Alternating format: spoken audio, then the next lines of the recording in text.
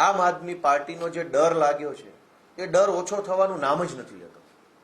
એટલો બધો ડર વધતો જાય છે, દિવસે ને દિવસે એટલો બધો ડર લાગે છે, ધ્રુજે છે, કાંપે છે, હાંફળા ફાંફળા થઈ જાય છે. અડધી રાત્રે ઊંઘમાંથી ભાજપના નેતાઓ જાગી જાય છે અને સપનામાં અરવિંદ કેજરીવાલ આવે છે, સપનામાં ઈશુદાન ગઢવી આવી જાય છે, સપનામાં સાવેણો દેખાય છે ભાજપના નેતાઓને. અને અડધી રાત્રે જાગીને એસપી ને ડીવાયએસપી ને ફોન કરે છે કે આપવાળાને પકડી લો, એરેસ્ટ કરી લો, જલ્દી પકડો, નહીતર આ લોકો અમને ચૂંટણી હરાવી દેશે ને પછી અમે ક્યાંયના નહીં રહીએ. રોજ રાત્રે 12 વાગ્યા પછી ભાજપના નેતાઓના સપનામાં સાવેણો આવે છે. આમ આદમી પાર્ટીનો સામાન્ય કાર્યકર્તા ટોપી, સફેદ ટોપી પહેરીને ફરતો હોય એવું દેખાય છે અને એટલા બધા ડરે છે કે રોજ રાત્રે પોલીસ આવે છે.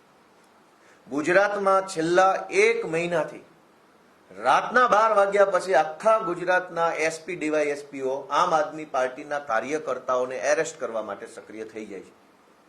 માત્ર છેલ્લા 3 દિવસની ઘટના કહું તો 2 દિવસ પહેલા કોડીનાર પોલીસ, પોરબંદર પોલીસ, સુરેન્દ્રનગરમાં જોરાવરનગર પોલીસ, ગઈકાલે રાત્રે ભાવનગર પોલીસ, એની પહેલા જામનગર પોલીસ. રાત્રે 12-1 વાગ્યા પછી આમ આદમી પાર્ટીના જે મહત્વના હોદ્દેદારો છે કે જેઓ ચૂંટણી વ્યવસ્થા સંભાળે એના ઘરે જાય. રાત્રે 12-1-2 વાગ્યે તમારો આધાર કાર્ડ લાવો, ચૂંટણી કાર્ડ લાવો, મોબાઈલ લાવો, તમારા મોબાઈલમાં ઉમેદવારોનો ડેટા હોય એ લાવો, કોણ કોણ ઉમેદવાર બનવાના છે, કઈ તાલુકા જિલ્લા સીટના છે, બધું આપો અમને. અને પછી ધાક ધમકી કરે.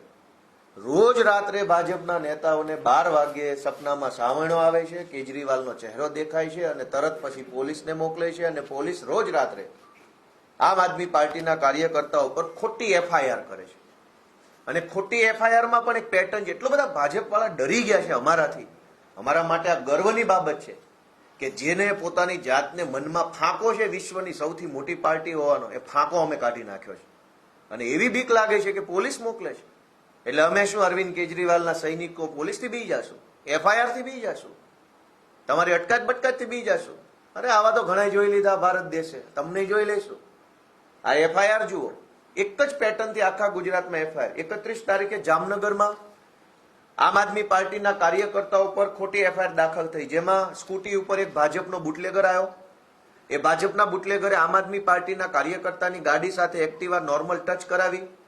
તરત જ 10 સેકન્ડમાં પોલીસ આવી અને પોલીસે જાનથી મારી નાખવાની કોશિશ અને લૂંટની એફઆઈઆર કરી નાખી. રાજકોટ ગ્રામીણ પોલીસ સ્ટેશનમાં પણ આવી જ ઘટના બની. ભાજપનો બુટલેગર આવ્યો, આમ આદમી પાર્ટીના કાર્યકર્તા સાથે એક્ટિવા ટચ કરાવી, 10 સેકન્ડમાં પોલીસ આવી ગઈ, જાનથી મારી નાખવાની કોશિશ અને લૂંટની એફઆઈઆર દાખલ થઈ ગઈ. આ રીતે દેવભૂમિ દ્વારકા જિલ્લામાં એક્ટિવા ઉપર ભાજપનો બુટલેગર આવ્યો, એણે આમ આદમી પાર્ટીના કાર્યકર્તા સાથે સહેજ ગાડી ટચ કરાવી, બોલાચાલી ઝપાઝપી થઈ, તરત પોલીસ આવી, જાનથી મારી નાખવાની કોશિશ અને લૂંટની એફઆઈઆર દાખલ થઈ. ભાવનગરની અંદર સાંજના સમયે એક ગાડી આવી, ગાડી નોર્મલ ટચ થઈ, બોલાચાલી થઈ, તરત જ પોલીસ આવી, જાનથી મારી નાખવાની કોશિશ અને લૂંટની એફઆઈઆર આમ આદમી પાર્ટીના કાર્યકર્તા પર થઈ. જોરાવરનગર પોલીસ સ્ટેશનમાં પણ કમલેશભાઈ કોટેચા, અતુલભાઈ વેગડ, અમારા કેન્ડિડેટ દીપકભાઈ ચેહલા, આ બધાની વિરુદ્ધમાં મોટામાં મોટી કલમો લગાવી અને ગંભીર ગુનો દાખલ કર્યો. દેવભૂમિ દ્વારકામાં બીજી ખંભાળિયામાં એક એફઆઈઆર થઈ કે જેમાં ઈશુદાનભાઈ ગઢવી આ ખોટી એફઆઈઆર ની વિરુદ્ધમાં પહોંચ્યા તો એમની વિરુદ્ધમાં પણ એફઆઈઆર થઈ ગઈ. આ સિવાય દાહોદની અંદર અમારા કાર્યકર્તા રોડ ઉપર ઉભા હતા, ગાડી આવી, ગાડી ભટકાઈ, જાનથી મારી નાખવાની કોશિશ, લૂંટનો ગુનો. સુરેન્દ્રનગરની અંદર અમારા કાર્યકર્તા પુનિતભાઈ છે, એના ઉપર પણ જાનથી મારી નાખવાની કોશિશ, લૂંટનો ગુનો. આખા ગુજરાતમાં અત્યાર સુધીમાં 70 કરતા પણ વધુ એફઆઈઆર છેલ્લા 20 દિવસમાં ભાજપવાળાએ નોંધાવડાવી છે અમારી વિરુદ્ધમાં. ભાજપને કેવો ડર લાગે છે અમારાથી, એ જોઈને અમને ખુશી થાય છે કે કાં નીકળી ગયો ફાંકો ભાઈ વિશ્વની મોટી પાર્ટીનો. પોલીસ હારે ગઠબંધન કરીને ચૂંટણી લડવા નીકળ્યા છો. 30 વર્ષથી વિકાસની વાતો કરો છો. નરેન્દ્ર મોદીનું, અમિત શાહનું નામ વટાવીને ચરી ખાતા હતા. અમારી જેવા સામાન્ય ગામડાના છોકરાઓ તમારી સામે ચૂંટણીમાં શું ઉભા રહ્યા કે પોલીસનો સહારો લેવો પડ્યો, પોલીસ પાછળ છુપાવવું પડ્યું. એસપી એ ડીવાયએસપી હાથ જોડે છે ભાજપના નેતા, બચાવી લ્યો આપવાળાથી. એસપી પગ ઝાલુ, એસપીના ડીવાયએસપીના ટાંટિયા પકડે છે ભાજપના નેતાઓ અને કહે છે કે અમને બચાવો આપવાળાઓથી, ઊંઘ નથી આવતી, બ્લડ પ્રેશર હાઈ થઈ ગયું છે. શરમ આવવી જોઈએ ભાજપના નેતાઓને.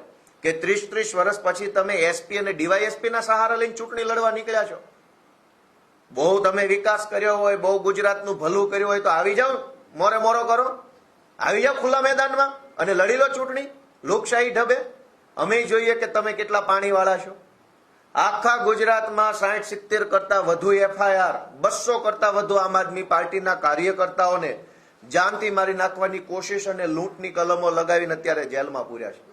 દરેક જિલ્લામાં, દરેક તાલુકામાં એક જ પ્રકારની એફઆઈઆર. મારું ગળું દબાયું, સોનાનો ચેન તોડી લીધો, ગળું દબાયું, ચેન તોડી લીધો, ગળું દબાયું, ચેન તોડી લીધો. આખા ગુજરાતમાં આ પ્રકારની એફઆઈઆરો નોંધાય. એક સ્ક્રિપ્ટ આવી છે. એ અહીંયા ગાંધીનગરમાં બેસેલા હર્ષ સંઘવીના કેટલાક જે દલાલો છે આઈપીએસ, એનું નામય ખબર છે. એને આપણે કહેવા માંગીએ છીએ કે બહુ દલાલીમાં મજા નથી.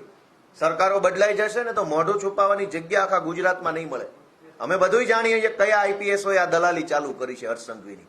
એટલે ભાજપના નેતાઓને ખુલ્લેઆમ કહી દઈએ છીએ કે કઈ વાંધો નહીં, તમારે પોલીસ સાથે ગઠબંધન કરીને ચૂંટણી લડવી છે, કશો વાંધો નહીં. અમે અરવિંદ કેજરીવાલના સૈનિકો બતાવી દઈશું કે અમારામાં કેવો દમ છે. અમે આ ગુજરાતની ધરતીનું ધાવણ જાવીને મોટા થયેલા માણસો છીએ. એમ નહીં ફાટી પડીએ. વિશ્વની કહેવાતી સૌથી મોટી પાર્ટી, ટેન્ડર બેઝ પાર્ટી, બહુ મોટું નેટવર્ક, પાને પાને પ્રમુખ, અને સહારો લેવો પડે છે પોલીસનો. ક્યાં ગયા તમારા પેજ પ્રમુખો? ક્યાં ગયા તમારા સંગઠનના હોદ્દેદારો? ક્યાં ગઈ તમારી મજબૂત પકડ? કશું જ પકડ ફકડ કઈ છે નહીં. પોલીસનો દંડો, એફઆઈઆર ની જુલમ, એફઆઈઆર ની દાદાગીરી, જેલનો ડર બતાવી અને ચૂંટણી જીતવા નીકળ્યા છે. આજે હું ગુજરાતની જનતાને એક વિનંતી કરવા માંગુ છું કે જ્યારે હું આ બોલી રહ્યો છું અત્યારે, ત્યારે ગુજરાતની અંદર આમ આદમી પાર્ટીના 200 કરતા વધુ કાર્યકર્તાઓને એક જ પ્રકારની એફઆઈઆર, ગળામાંથી ચેન ખેંચી લીધો ને ગળું દબાયું. આ એક જ પ્રકારની એફઆઈઆર કરી અને અમારા કાર્યકર્તાઓને એરેસ્ટ કર્યા છે. ભાજપના પ્રદેશ પ્રમુખ 2 દિવસથી બધા જ ઇન્ટરવ્યુમાં બોલ બચ્ચન કરે છે કે અરવિંદ કેજરીવાલ જૂઠ બોલે છે, અરવિંદ કેજરીવાલ અરાજકતા ફેલાવે છે, અરવિંદ કેજરીવાલ આમ કરે છે. અરાજકતા તો તમે ફેલાવી છે પોલીસનો હાથો બનાવીને. રોજ રાત્રે 1:30-2 વાગે અને ગુજરાતભરના 4-5 અલગ અલગ જિલ્લાઓમાંથી સમાચાર આવે કે એલસીબી, એસઓજી, ક્રાઇમ બ્રાન્ચ વાળા ઘરે આવી અને માથાકૂટ કરે છે. ભાજપના નેતાઓને એટલો બધો ડર લાગતો હોય તો રાજકારણ જ છોડી દો ને ભાઈ. ક્યાં તમને કઈ કોઈ સોગંદ આપ્યા છે કે કરવું જ રાજકારણ? રાજીનામું આપો, જાઓ કઈ કામ ધંધો કરો, ખેતી બેતી કરો. રાજકારણ કરવું છે પણ પોલીસની પાછળ છુપાઈ નહીં, પોલીસને આગળ કરીને પોછે પાછળ રહેવું છે. આ રાજકારણ નહીં ચાલે. અરવિંદ કેજરીવાલજીએ ગુજરાતના મુખ્યમંત્રીને હમણાં પત્ર લખ્યો કે ભાઈ આ તમારા ભાજપ પાર્ટી ડરમાં ને ડરમાં અમારા કાર્યકર્તાઓ પર ખોટી એફઆઈઆર કરે છે, તો મારે તમને મળવું છે, સમય આપો. તો કેમ સમય નથી આપતા? ટીવીમાં આવીને, ન્યૂઝ ઇન્ટરવ્યુમાં લઈને ભાજપના નેતાઓ મોટી મોટી વાતો કરે છે કે કેજરીવાલ આમ કરે છે, તેમ કરે છે. મુખ્યમંત્રી ગુજરાતના જો સમય આપે, સાચા હોય, ઈમાનદાર હોય, આવા ખોટા ધંધા ન કર્યા હોય, જો ભાજપની સરકારે પોલીસને હાથો ન બનાવી હોય તો સમય આપે મુખ્યમંત્રી. અમે એને 60 એફઆઈઆરનું લિસ્ટ એના ટેબલ ઉપર મૂકવા તૈયાર છીએ કે આ છેલ્લા 20 દિવસમાં લૂંટની અને જાનથી મારી નાખવાની 60 એફઆઈઆરો દાખલ કરી. એક બાજુ ગુજરાતમાં ગુંડાઓ, બુટલેગરો, તોડબાજો બેફામ બન્યા છે. કોઈ પકડવા વાળો નથી. ડ્રગ્સ માફિયાઓને, ખનીજ માફિયાઓ, રેતી માફિયા, હમણાં તો ગેસના બાટલાના માફિયા આવ્યા. જેવી ક્યાંક ઇન્ટરનેશનલ બોર્ડર ઉપર ઘટનાક્રમ બન્યો ત્યાં તો અહીંયા બધા જ ભાજપ વાળા ગેસના બાટલાની શોર્ટેજ ઉભી કરી અને પબ્લિકને પૈસા વધુ આપો તો બાટલો મળે, રેગ્યુલર પૈસામાં ના મળે. પેટ્રોલ ડીઝલમાં માફિયા આવ્યા. માફિયા બેફામ બન્યા છે. એને પકડવા માટે ભાજપ પાસે પોલીસ નથી. ગુંડા બેફામ બન્યા છે, એને પકડવા ભાજપ પાસે પોલીસ નથી. પણ આમ આદમી પાર્ટીના કાર્યકર્તાને પકડવા માટે આખા ગુજરાતના એસપી, ડીવાયએસપી, પીઆઈ, પીએસઆઈ ને કામે લગાવ્યા. અને અધૂરામાં પૂરું ઈસુદાન ગઢવી જ્યારે રજૂઆત કરવા ગયા તો એમની ધરપકડ થઈ ગઈ. વાહ રે વાહ, કઈ વાંધો નહીં. ચૂંટણી આવે છે, જનતાને એક જ વિનંતી છે કે આવા પ્રકારે પોલીસનો દુરુપયોગ કરીને વિરોધ પક્ષો ખતમ કરવાની માનસિકતા સાથે નીકળેલી ભાજપ પાર્ટીને રોકવી જરૂરી છે. ગોપાલ ઇટાલિયાની ધરપકડ કરી લે કે ઈશુદાનની ધરપકડ કરી લે, ખોટા કેસમાં મને અને ઈશુદાનને જેલમાં પૂરે તો અમને કઈ થઈ નથી જવાનું, અમને કોઈ ખાઈ નથી જવાનું. પણ જો ગુજરાતમાં વિરોધ પક્ષ જ નહીં વધે, લડનારા લોકો નહીં વધે, ભાજપની સામે આંખમાં આંખ નાખી અને આગળ ચાલનારા લોકો નહીં વધે તો પબ્લિકનું કોણ સાંભળશે? જનતાના પ્રશ્નો કોણ ઉઠાવશે? અને એટલે જનતા જો એમ માને કે જનતાના મુદ્દા ઉઠાવનારા લોકો રહેવા જોઈએ, જનતા વતી લડનારા વિપક્ષને ટેકો મળવો જોઈએ, તો મારી ગુજરાતભરના લોકોને વિનંતી છે કે આ ભાજપને ભગાડો અને સાવરણો લાવો. અત્યારે જે અડધી રાતે સપનામાં સાવરણો આવે છે ભાજપ વાળાને, એ સાવરણો સપનામાં નહીં, ખુલ્લા આમ દિવસે પણ દેખાય એવી રીતે મતદાન કરી અને સ્થાનિક સ્વરાજની ચૂંટણીમાં આમ આદમી પાર્ટીને સપોર્ટ આપો. Thank you. રેડી? કોઈ પ્રશ્ન નથી ને કોઈનો? Thank you so much. છે કોનો પ્રશ્ન હોય તો કે નથી?